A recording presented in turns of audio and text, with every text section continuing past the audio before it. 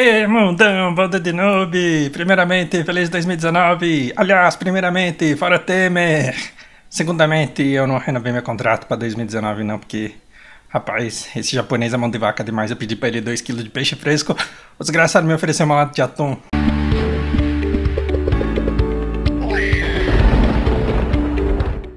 E aí pessoal, tudo bem? Sim, eu não cumpri com as minhas promessas de vídeo,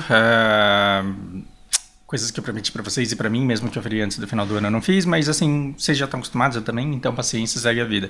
Feliz 2019, eu ainda vou fazer esses vídeos que eu prometi, não sei quando que eles vão subir, mas estamos de volta pra continuar falando sobre Bird Box. Desculpa se esse assunto não te interessa, pula esse vídeo e segue a vida. Cara, eu tô muito empolgado, e não tô tentando ser sensacionalista não, eu tô extremamente empolgado com esse filme.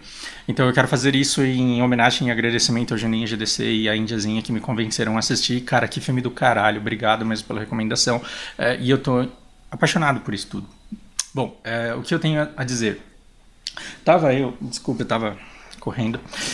Tava eu jogando ontem e conversando com a Indiazinha e pensando nesse filme, e aí eu resolvi colocar naquele YouTube Floating, aquele que fica o filmezinho por cima do jogo, e eu coloquei umas entrevistas com a Sandra Bullock, porque eu queria escutar ela falando sobre o filme. Em uma das entrevistas ela disse assim, eu não acho que esse filme ele tenha sido feito para ter uma única interpretação, ele pode ter diferentes interpretações, isso todo mundo já sabia, eu já sabia, mas que bom que a gente teve a confirmação dela, de que sim, o filme está aberto para inúmeras, múltiplas interpretações, caso você queira. A segunda coisa que eu achei muito legal é quando ela, numa outra entrevista, ela disse, olha, particularmente, para mim, esse filme ele fala muito mais sobre maternidade, sobre conexões, do que qualquer outra coisa, né? E aí aí eu entendi um monte de coisa, e aí eu comecei a assistir avaliações e youtubers falando sobre esse filme em si. Encontrei um monte de críticos de cinema que analisaram a parte técnica do filme, e a crítica técnica dele é muito cruel, porque assim, eu escutei umas coisas que além de se repetirem na grande maioria das avaliações que eu assisti, tipo, tava todo mundo muito igual, parecendo que tiraram as coisas todas da mesma fonte, me deixou bastante frustrado o quanto eles estavam com foco em determinadas coisas que pra mim não fariam a menor diferença. E uma crítica muito recorrente foi assim, as crianças foram muito mal aproveitadas. Numa década de Stranger Things, você não pode mais querer que as crianças sejam inexpressivas, que sejam meros pesos para a pessoa carregar ao longo de todo o filme. Teve gente que se incomodou com a parte da história não ter sido cronológica, porque isso embaralhou, e o fato dos personagens da casa não terem sido explorados, de não se dizer nada profundamente a respeito dos personagens da casa e do filme terminar sem explicação. Cara, aí parece que deu um... E aí tudo se ligou, né?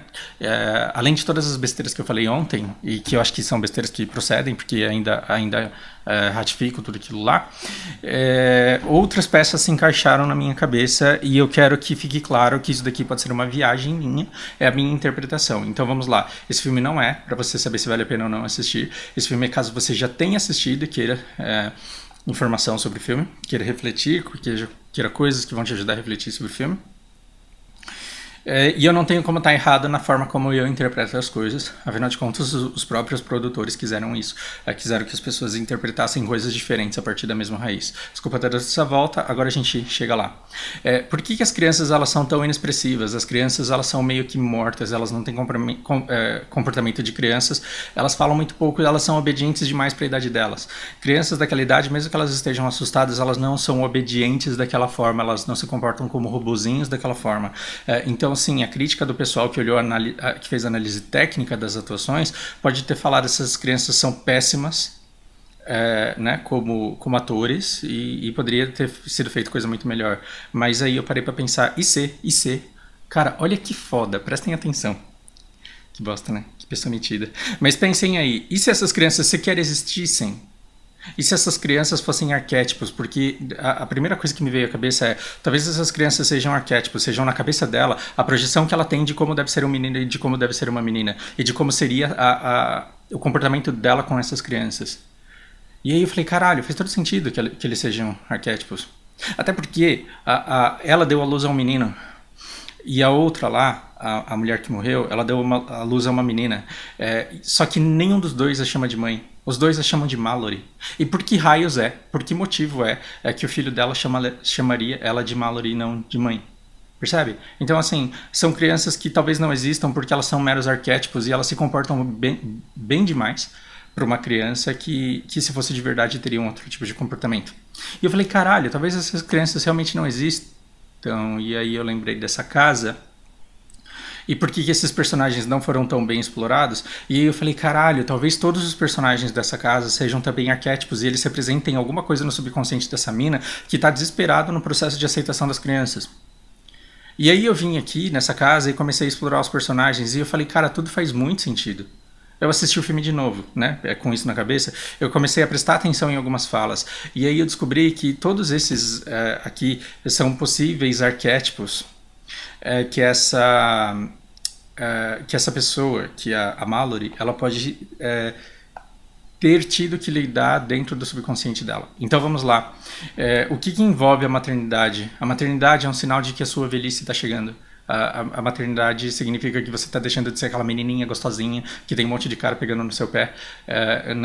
Você abandona aquela vida cheia de oportunidades e a maternidade mostra que o tempo para você está passando e que você tem que lidar com a velhice.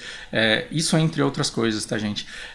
Aqui a gente teve esse cara que depois deles terem voltado do supermercado foge com a outra menina lá. E cara, essa outra menina lá, quando a gente chega no supermercado, tem uma cena impagável, impagável, impagável, que é essa cara aqui, ó. Essa cara dessa desgraçada. Vamos ver se eu consigo colocar. Vocês lembram da cena do supermercado?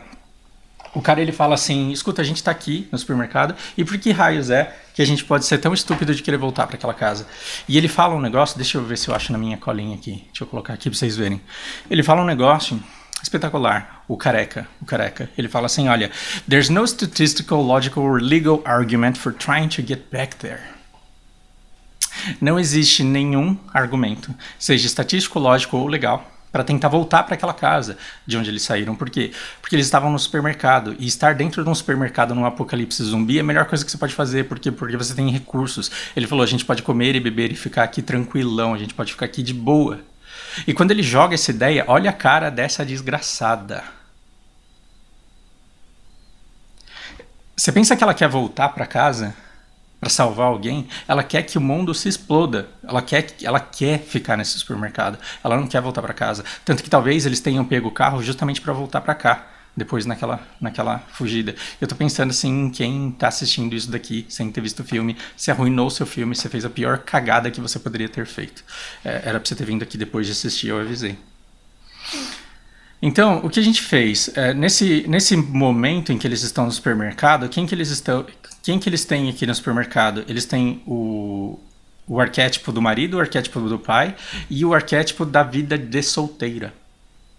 Tudo bem? Então, essa daqui é a Mallory solteira, tendo que lidar com o pai dela, que foi o cara que fez com que ela tivesse trauma de todo tipo, todo e qualquer tipo de relacionamento, e um arquétipo que é de um provedor, protetor ideal, que é o marido por quem eventualmente ela se apaixona. E se ela deixasse para trás a casa, se ela abandonasse a casa, o que ela abandonaria? As crianças, porque a grávida estava lá.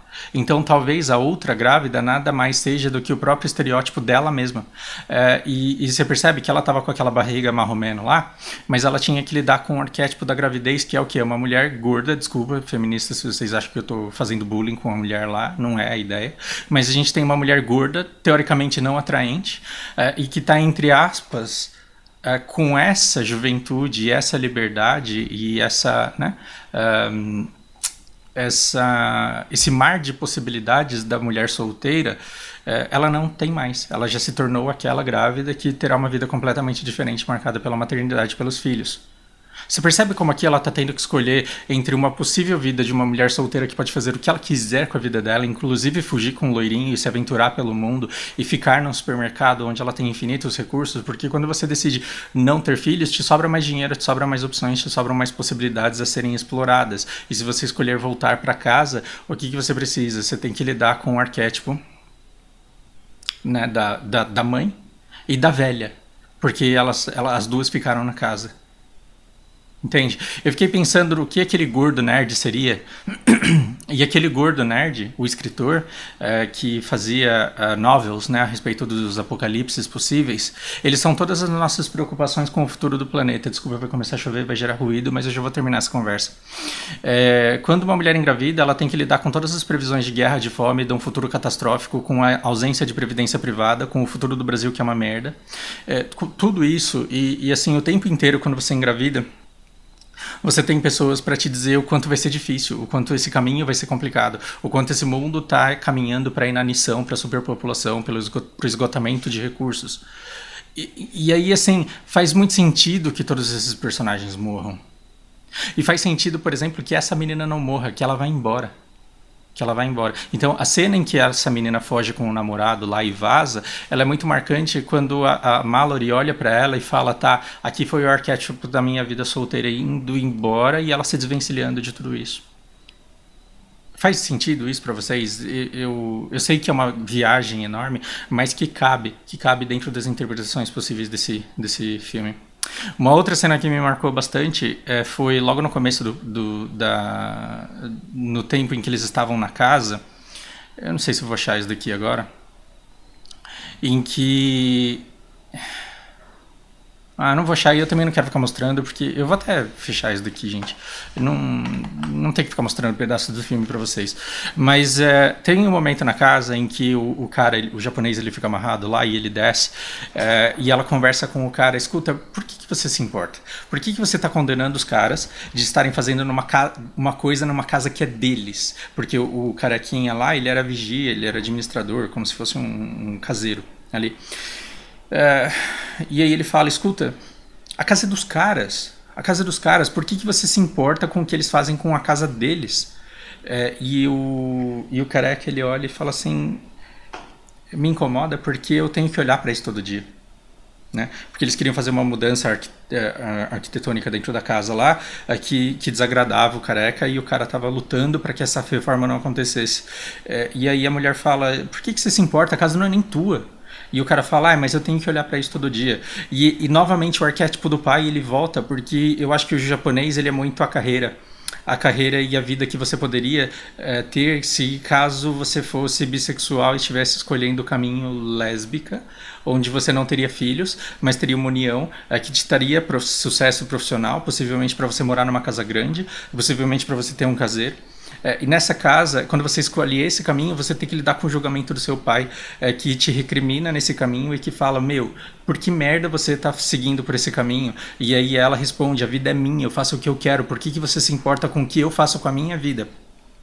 E o pai diz, eu tenho que olhar para você todos os dias, seguindo a carreira que você está seguindo pelo caminho que você está seguindo. Então o arquétipo do pai, ele é muito forte, e por isso talvez é que ele tenha morrido da forma mais violenta e mais sofrida, porque talvez ele precisasse morrer dessa forma. Fausto viajando completamente na maionese. Vamos lá. Depois, eu achei muito bonitinho uma fase em que ela vai procurar recursos numa determinada casa, e pela primeira vez ela pega uma camisola e volta pro cara. E o cara fala, que camisola é essa? Porque ela pegou o sininho lá para as crianças tocarem em caso de emergência, pegou outros recursos que eles precisavam, e o cara pegou a camisola e falou, e isso daqui, o que é?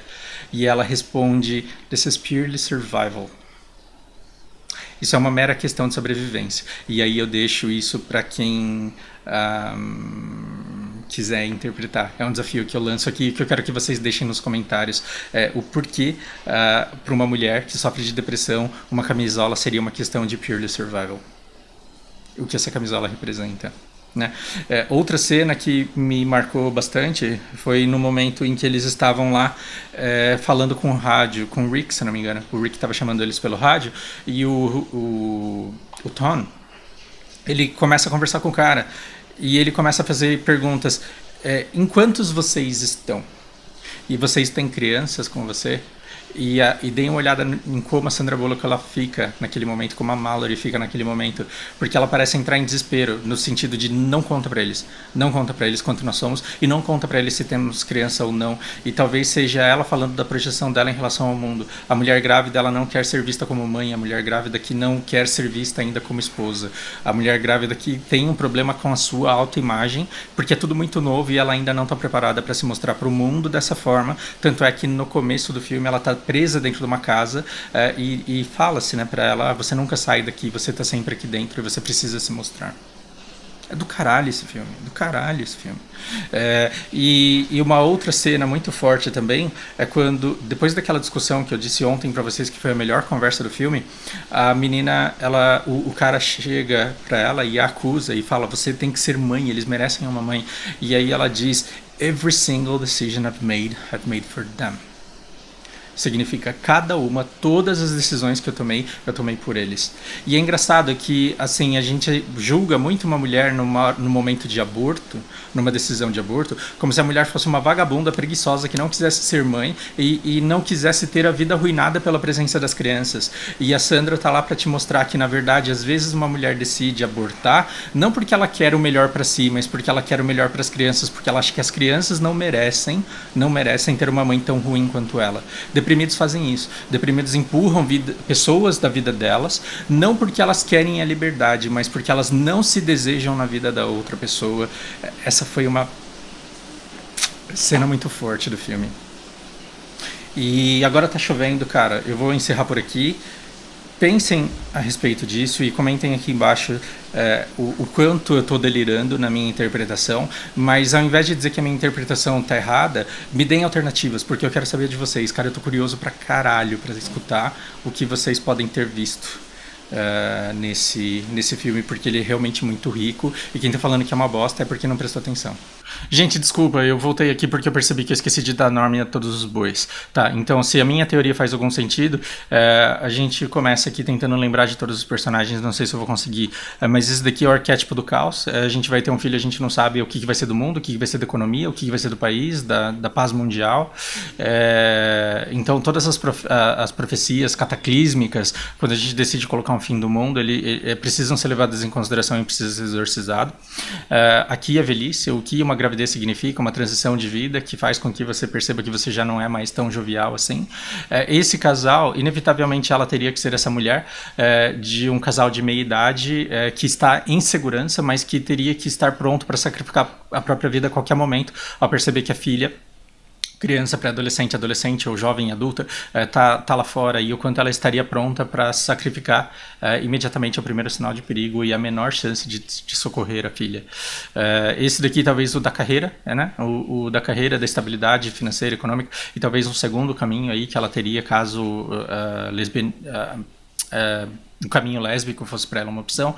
Esse cara aqui muito importante para curá-la e para prepará-la, porque ele foi o marido que deu suporte, que provou para ela que homens podem sim ser protetores e presentes e terem bom senso. Quem não está aqui nessa foto é aquele casalzinho, onde é mais importante a menina, por ser ela jovem, e a vida de solteira e a vida, né, cheia de opções de liberdade para ela fazer o que ela bem entender, com quem ela quiser, a hora que der na telha. A outra grávida é ela mesma, vendo assim a sua transformação, a transformação do seu corpo e a dificuldade que seria viver dali em diante, porque assim, claramente ela não aceita as crianças, então o arquétipo da gorda lá, grávida, é a visão que ela tem do que é ser uma mulher grávida. Nós não temos aqui o careca, que talvez seja o mais importante, o mais fundamental nessa história toda, e no momento em que eles conversam na cozinha, talvez essa tenha sido uma das conversas mais importantes de todo o filme. E eu não vou achar aqui, a ideia nem é que eu ache. Mas quando ela conversa com o careca na cozinha, a gente percebe que é o arquétipo que ela tem de pai e de marido. Ou seja, até aquele momento da vida dela, não tinha sido Tom, e sim aquele careca lá, o arquétipo que ela tinha de marido e de pai. Porque a vida dela foi muito triste, o pai dela foi muito ausente, e a mãe dela sofreu muito, talvez, na mãe do pai. Tanto que o arquétipo de pai e de marido aqui, ele fala dos casos de ruína que ele teve nos relacionamentos dele, e aquilo é um arquétipo muito forte. E que bom que ele morreu da forma que ele morreu, com violência. Porque aí quem sobreviveu por um tempo a mais, pelo menos para que ela tivesse uma mudança na concepção que ela tem do que é ter um marido, do que é ter um pai para os filhos, ele foi substituído, mesmo que temporariamente e brevemente, pelo Tom. Estou esquecendo de alguém aqui? Talvez esteja, mas a ideia não é essa. E perceba o filho dela, chamando ela de Mallory ao longo do filme, até o momento em que ele é batizado, em que ele, primeiro, ela admite Eu sou a mãe deles, e aí aquele é o momento em que os filhos nascem. Não à toa, talvez não à toa, numa escola para cegos. Então, talvez tudo isso, todo esse turbilhão de arquétipos, ele tenha acontecido na cabeça dela no momento em que ela precisa ter aceitação aos filhos possivelmente deficientes. Então eu vou colocar filhos no mundo para serem cegos. E aí você tem contato com pessoas de uma escola para cegos e vê que eles não serão as pessoas mais coitadas do mundo, porque tem gente que vive naquela escola e que vive normalmente. Talvez ela tenha tido, sim, prognóstico de gêmeos e prognóstico de uma gravidez de risco, tendo ela que escolher entre ela, uma das crianças, ou o risco de tentar ter as duas. Tá vendo que é infinito o tanto de interpretações que você pode ter aqui, e qualquer pessoa que tirar qualquer conclusão, ela não vai ter como bater o pé e provar que ela tá certa, e que foi isso que os criadores do filme pensaram, e que todas as outras interpretações estão erradas. É impossível afirmar isso taxativamente. Tá? Agora sim, acabou. Espero que vocês gostem. Pensem aí, me digam o que vocês pensam, porque pra mim é muito importante. E compartilhe essa ideia. Quando você vê alguém falando sobre esse filme, dizendo que esse filme é uma bosta, pergunta pra pessoa se ela assistiu e jogue essa ideia nela. Meu sonho desde criança, eu era uma criancinha de 2 anos e eu pensava, cara, como eu quero escutar as pessoas discutindo e debatendo esse filme porque ele é legal. Realize o meu sonho. Zoeira, zoeira. Espero que tenha sido útil e reflitam, pensem aí. Até a próxima.